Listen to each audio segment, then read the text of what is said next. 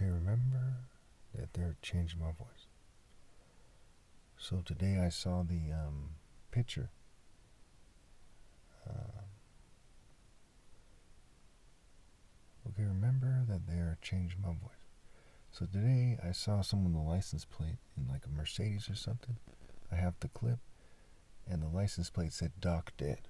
And a lot of stuff has been going on recently with the Harvard being cracked down on unfairly by the president, even though 27% of Harvard or so of people enrolled there, mind you, are people from another country, and they're very book smart people, what have you.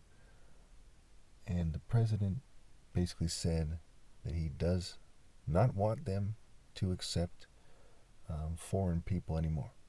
Okay, and they passed some laws and so on and so forth, to make a long story short. And I'm being fumed, so it's harder to talk and harder to express it. They like to pretend that I'm not so smart. I'm much smarter than the people at Harvard and Yale, and much smarter than the people oppressing me. As I'm sure you can imagine, I'm the son of somebody who's extremely rare, and I'm the top martial artist ever and the son of God. Okay, my father came here penniless and worked his way up to be a brain surgeon as a black African. You don't hear that very often. The most stigmatized group. Now, also those Israeli people were gunned down recently, and there's been the white South African stuff, the farmers, and the claims of massacre and so on and so forth. And I made a video about that. So a lot has been going on. But when they put that "Doc Dead," it was clearly aimed at me, clearly a death threat. They like to initially threaten me, then try to point to something else. And when I was driving home, there was a snake on the road, and then there was a dead snake in front of my house. Now, they have ways to put that there, okay, without them showing up, right? There's things they can do, right? They can cause an animal to bring it there if they want. I mean, that technology goes way back. Look it up. For those of you who don't believe it, there's like pigeons or something like that that were used in Iraq. It's very old news, really. They could, use a slingshot or something, whatever, put over the fence. There's a lot of things they could do. Okay, now I'm not accusing anybody per se, any of the neighbors, but I'm just saying that I don't think it's a coincidence that there were two snakes on the way home after they put the "Doc Dead" on the license plate and made sure that the person passed by me and that I saw it. And I was barely able to capture it on my phone. Now, this might very well be my last video ever. I might make one tomorrow. I have some videos to upload, and they're making it harder for me to upload those videos. Also, recently I've had some car problems, and they're also financially sabotaging. Last time I had some car problems, I spent $1,600, and I just got new sway bars, and they test drive it a whole lot. They're like hacking my car remotely, and they didn't know what the problem was. And it's not the first time. I've been charged hundreds of dollars while they're diagnosing the problem before. My father's car is like 300,000 miles on it or something, plus like 350 by now, and my car has only 128,000. Okay, and it's like going to the shop more than his. And that's obviously suspicious. And he also has a Fusion, but his year is like 1 year newer. That's it. So there's that. So I was reading Matthew 27 today, Revelation 14. Okay. And in Matthew 27, they basically say that the blood of the Messiah is on them and their offspring. Okay. To the Jew, one way to look at this is they were foreshadowing. Okay, but they weren't foreshadowing what you think they were foreshadowing. They were foreshadowing the world being sealed into hell. Okay, because it's clear when you read between the lines that the people who are righteous are taken away. And this world is transforming into hell, according to the Old Testament, right? And the New Testament, really. And so in Isaiah 57, it says the righteous are taken away to be spared from evil. I've brought this up before. Rabbis have no response. Jews have no response. Other Christians, no valid response. They don't know how to respond to Isaiah 57. Okay, they don't want to admit to themselves that the world's becoming hell because they worship Gaia, right? Gaia, the earth, what have you. It's a long story for another day. So, if I'm not mistaken, they should be screening me out pretty soon. I've been saying this for a while, and I've got a lot of signs that that's going to occur. Who knows? Okay, I think tomorrow is going to be a very interesting day. Um, Hopefully, it'll be my last day on this planet with all this bullshit. They zap my brain, do all this bitch ass shit, and they've been making threats and they've been trying to escalate the situation. And there's a lot of terrorist shootings going on and a lot of covert operations going on. I think everybody who's done any research into CIA ops or FBI, COINTELPRO, MK Ultra, MK Naomi, Project Artichoke, Operation Midnight Climax, any of this type of stuff, they know. The top researchers that I've come across when it comes to CIA operations, they all agree that the operations are still going, the mind control operations, what have you. Okay.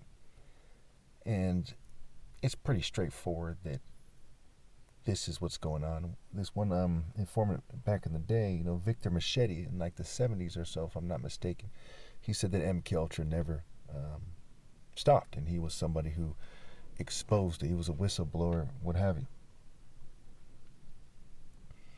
And of course, MK Ultra is called Ram Scrambled, and the Ram is like the GOAT, the George Washington Baphomet, the rock and roll Baphomet.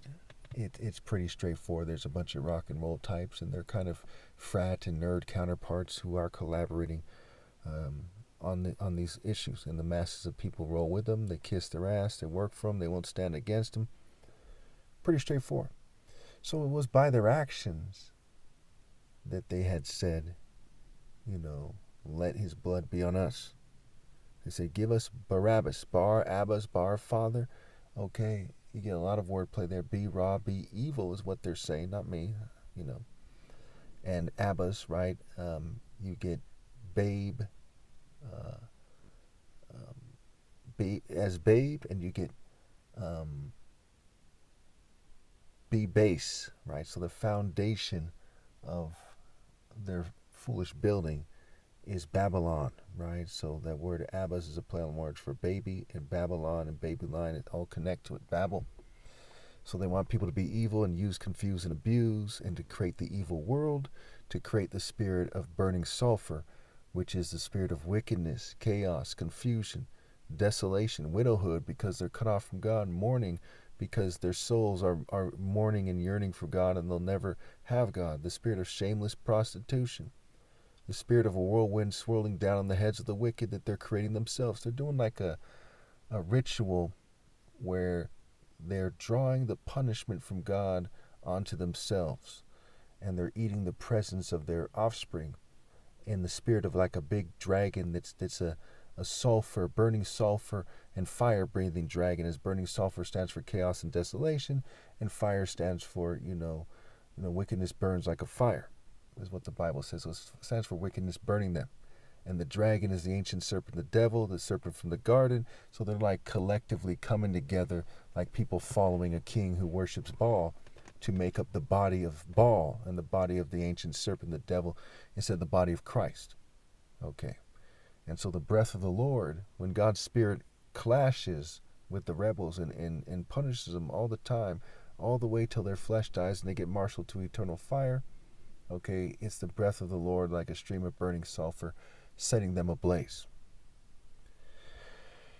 And if you really think about what I'm saying, you know that it is the case, okay?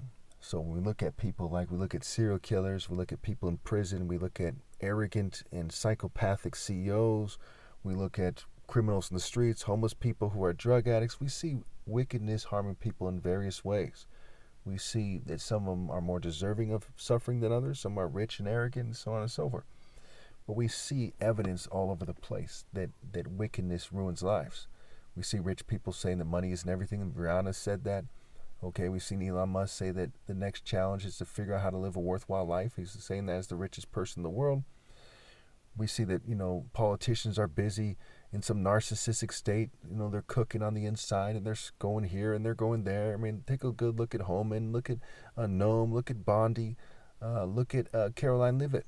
Okay, they all look like they're miserable inside, and they're cooking, and they're constantly on the offense. They're defending republicanism, knowing it's wrong, knowing they're taking away constitutional rights, just like Democrats with their cancel culture, and they're playing stupid about cancel culture. I mean, I'm in the heart of like the Democratic movement in all of America, and they didn't do anything really to secure my rights. And I'm going to be screened out as the most righteous person, the son of a humanitarian, somebody who's clearly the most well-meaning person on the left side of the spectrum in human history, someone who's morally precise, and they're just going to let me get screened out because inside their souls are cooking. They sold their souls to be some kind of political celebrity. Why stand firm with God, refusing to sell out? I would never be a damn prostitute. It's just retarded. The worst kind of prostitute is someone who prostitutes themselves to other gods instead of being loyal and standing firm with God as a virtuous person. Not as a prostitute, not as a hooker, right? Hook ear. It says in Isaiah 30 that God puts a bit in the jaws of the people and leads them astray when they don't do the right thing. Okay, wickedness leads astray. Rebellion leads astray. And then they get hooked to that rebellion. They get hooked in that spirit. And it's like all they know. You see gang members sometimes saying that's all they know, that's all they got. And that's how everybody who rebels against God feels. And it's everybody but me at this time. And my parents are blamed. It's the addiction, the alpha addiction. Now they put it that way because they're hooked on sex and drugs and money and being control freaks and being sexually sadistic. So it's, when we talk about diction, right? Dictionary, right? An interdiction, legal term and so on and so forth. We see that there's a lot of words in their language that have that dick in it because they're trying to control things. Who talks to who fraternizes with who, right? Dictionary, conversation, converse, alpha, shun. Pretty straightforward. Okay, so I don't want to spend too long here because tomorrow morning things are going to get very heated here, and chances are they're going to make a move on me. Okay, and I told them, that they have to treat me fairly. Okay, and not do things in a way that sets me up to die. They refused for years and years and years. So we're going to see what happens tomorrow morning. I'm probably going to release this video tomorrow morning, and if I'm still in the flesh at that point. But things have gotten pretty heated. Today was one of the more heated days in terms of the discussion that took place between me and the organized harassers. And they have all kinds of cute technologies. They think they're James Bond or some communicating in cute little ways. And that's the rule of thumb these days with the gang stalk. I mean, if they want, they could communicate to people in various ways. Obviously, it's wrong to do so, where they violate their sovereignty in ways that are unbelievable. Like, if you look up synthetic telepathy, you'll see that there's enough research and enough evidence that exists and that they're doing all the time. If you look up, it's not telepathy in terms of, hey, they're sending you a telepathic message or something. It's synthetic, right? It's fake. It's artificial. It's computer generated. And there's also voice to skull technology where, the synthetic telepathy is something where it's how it's described is that people hear a voice like it's their own thoughts, where voice to skull is more like somebody's actually projecting a voice into your head. Okay, and they try to play people out as crazy if they report it, and it's safe to say that there's an overwhelming amount of evidence that it's true. It's part of the gaslighting you see in America. Everyone gaslighting and people canceling culture. It's pretty crazy out here, and I'm sure it's pretty crazy all over the world. So again, I went way over time, but I was also thinking about Revelation 14.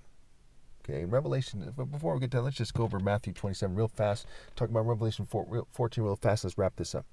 In Matthew 27, after they said, give us Barabbas and his blood be on us.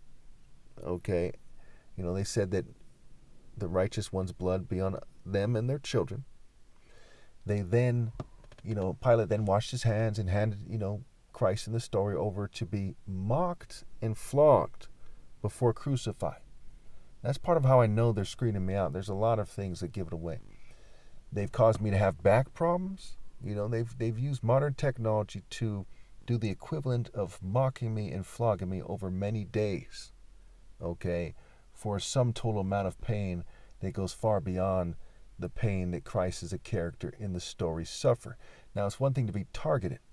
If you're targeted because you're a child molester, or you're targeted just because you're, a selfish person that doesn't want to make a deal with them, or you're rebelling against God, that's something else. But I'm targeted for being Christ, for righteousness' sake. Blessed are those who are persecuted for righteousness' sake. So that's different.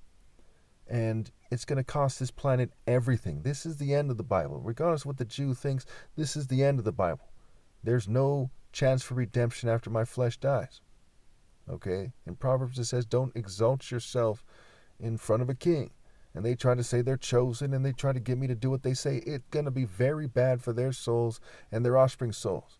And they try to use the anti-Semitic argument to keep me from telling the truth about where everyone stands with God, including the Jews. I mean, it's very, very foolish what they've done.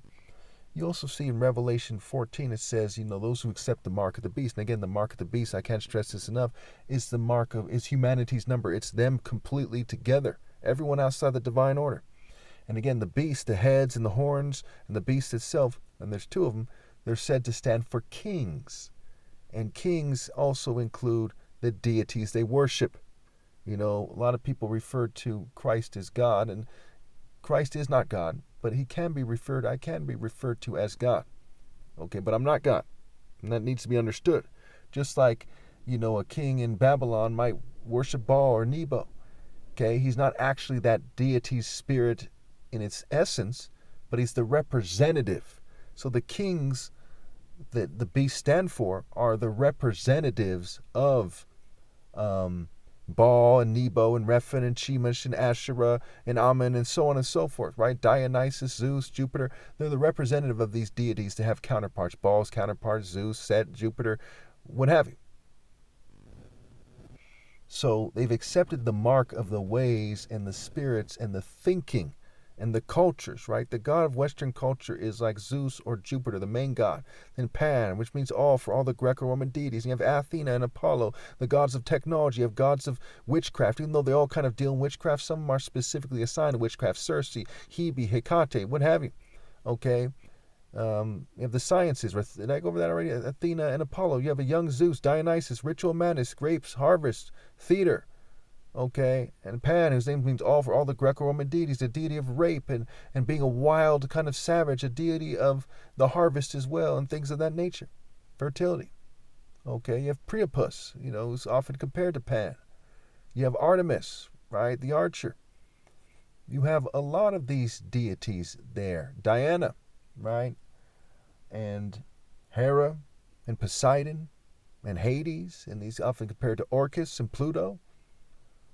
You have quite a few of these deities out there.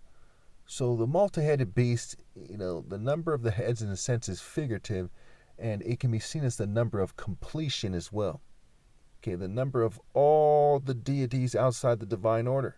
Okay, between the dragon, another way to look at it is the dragon and the beast all stand for that, because one way or another it stands for people who are in rebellion, who are kind of grouped in together by the governing class and the deities they worship. So in a nutshell, the mark of the beast is the mark of humanity in rebellion. It's the mark of people leading them. Okay, their governments. It's the mark of the deities and the spirits they worship, and whatever deities you would draw parallels to. So if they were heavy on science and they rejected God from science, you might say Nebo or Apollo or Athena.